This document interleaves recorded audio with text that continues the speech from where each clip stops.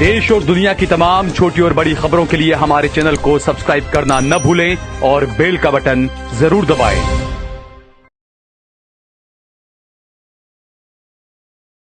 नमस्कार दोस्तों, स्वागत है आपका देश लाइव में और आपके साथ मैं हूँ आशिमा त्यागी। दोस्तों, आज हम एक बार फिर से बहुत ही खास मुद्दे पर आज बात करने जा रहे हैं और आज की इस चर्चा की या ये कहें कि इस कहानी की शुरुआत होती है एक ऐसे सवाल से जिसे पूछने की हिम्मत आज बहुत कम लोग करते हैं। क्या भारत का लोकतंत्र अब वोट से चलता है या कॉर्पोरेट चंदों की मोटी गड्डियों से? क्योंकि जब किसी चुनाव के ठीक 4 हफ्ते बाद एक विशाल कॉर्पोरेट समूह रूलिंग पार्टी को 758 करोड़ रुपए का चंदा देता है और उसके कुछ ही समय पहले और बाद में उसी समूह को हजारों करोड़ की सरकारी छूट, मंजूरियां और प्रोजेक्ट मिलते हैं, तो सवाल अपनी जगह खड़ा होता है और अपने आप खड़ा होता है और ये संयोग है या सौदा, ये सवाल अहम हो जाता है। तो आज की इस चर्चा का ये महत्वपूर्ण सवाल है जिस पर हम आप चर्चा को आगे बढ़ाएंगे, लेकिन उससे पहले आप लोगों से अपील, इंसाफ की आवाज को बुलंद करने के लिए और सच्ची पत्रकारिता के लिए हमारा यानी देश लाइव का सहयोग, साथ ही डिस्क्रिप्शन में दिए गए लिंक को ओपन कर ज्वाइन बटन दबाकर आप हमसे यानी देश लाइव से सीधा जुड़ सकते हैं। वापस चर्चा का रुख करते हैं। स्क्रोल की एक विस्तृत रिपोर्ट जो है वो बताती है, इस विस्तृत रिपोर्ट में ये बताया गया कि कैसे टाटा समूह 2024 लोकसभा चुनाव से ठीक पहले और बाद में बीजेपी का सबसे बड़ा डोनर बनकर उभरा।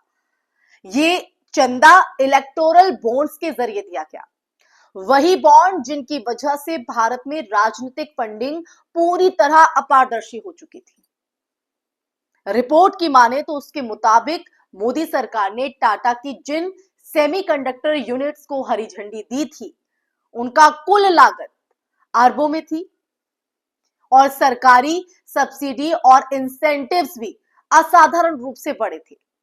आलोचकों ने इसे सीधा सीधा कॉर्पोरेट रेवड़ी मॉडल का उदाहरण कहा दोस्तों, जहां आम लोगों की रेवड़ी की आलोचना तो होती है लेकिन कॉर्पोरेट्स को दिए जाने वाले टैक्स फ्री तोहफों पर कोई सवाल नहीं उठाता, कोई सवाल नहीं उठाता।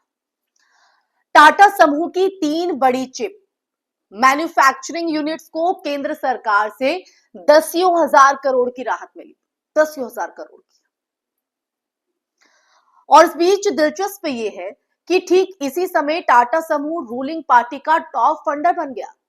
आरोप ये नहीं है कि टाटा अवैध काम कर रहा था, कानून तो वैसे भी चंदे को गोपनीय बनाकर इस खेल को वैधता दे चुका था। लेकिन मैंने इन बातों का जिक्र क्यों किया है? मुद्दा यह है कि क्या लोकतंत्र एक ऐसे क्विड प्रो क्यू में बदल रहा है जहां नीतियां जनहित में नहीं बल्कि डोनर हित में बनाई जा रही हैं? क्योंकि इसी दौरान विपक्ष ने संसद में बार बार सवाल उठाए कि जनता के टैक्स से दी जाने वाली ये भारी भरकम सब्सिडी क्या वाकई उद्योग को बढ़ाने के लिए है या फिर किसी राजनीतिक व्यापारिक गठजोड़ का हिस्सा?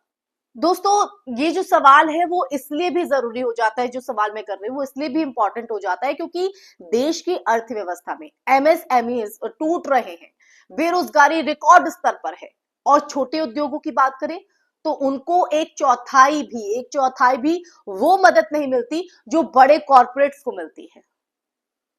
लोकतंत्र में सरकार जनता से चुनी जाती है, लेकिन सरकारों को टिकाए कौन रखता है?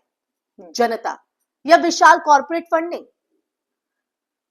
जब रूलिंग पार्टी की फंडिंग का एक बड़ा हिस्सा कुछ चुनिंदा समूहों से आता है, तब नीतियां अनिवार्य रूप से उन्हीं के इर्द गिर्द घूमने लगती है, बस वहीं पर वो घेरा बनाए रखती है।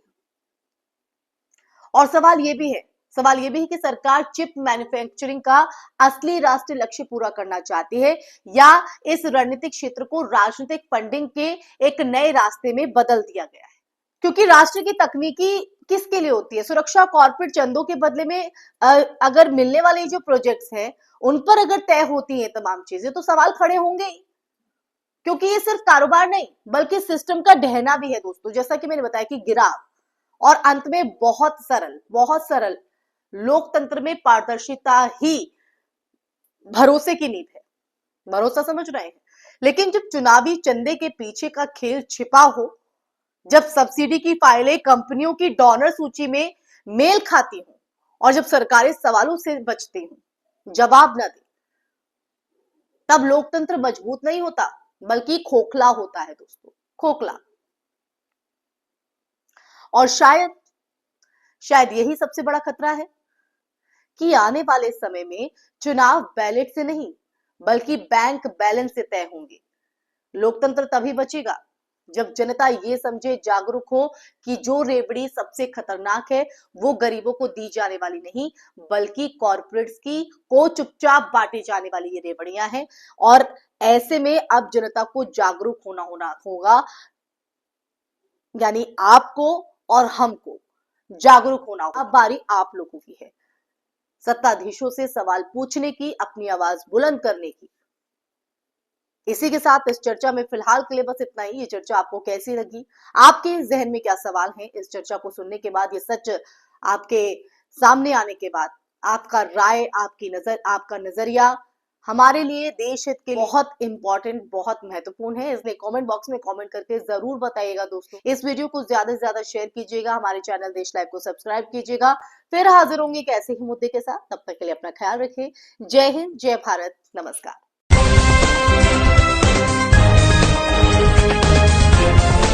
देश और दुनिया की तमाम छोटी और बड़ी खबरों के लिए हमारे चैनल को सब्सक्राइब करना न भूलें और बेल का बटन जरूर दबाएं।